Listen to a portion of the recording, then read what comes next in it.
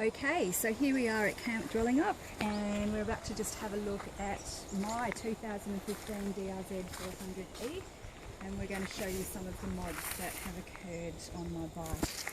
So the first thing is the tyres. So we're running a road trail tyre. We've kept our stock knobbies and we'll pick them up in Melbourne and use them for the next part of the journey.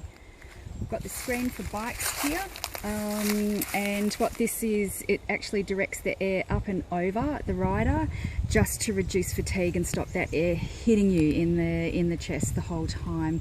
Also, just like to thank Pete at Screens for Bikes. He was incredibly helpful when I rang up to order this from him. The next mod we've got is little Matilda here. Matilda, hello. She's my little furry friend and she travels with me whenever I'm riding. Gives me someone to talk to. Okay, we now have the Pro Taper bars, and the reason we've got these bars is because they just offer us a higher bend, and they're also so much more stronger than what comes with your stock bikes. Running a USB charger here, so that's just coming straight off the battery, and that allows me to charge all of the electrical equipment that we're carrying with us on this trip. We got the hand guards, got the bash plate, and we got the radiator guards as stock standard items when we purchased this, or as part of the package. You cannot miss the 28 litre Safari tank, an absolute must for a journey like this. And we're hoping to get around about 500 to 600 kilometres out of it, depending on the type of terrain that we're going to be running.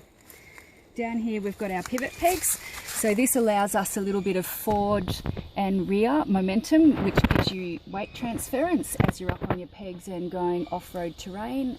You've also got a much wider peg, and you can see how tough these teeth are, so that gives you more stability on your peg and reduces the risk of actually slipping off your peg when you're going through some gnarly terrain.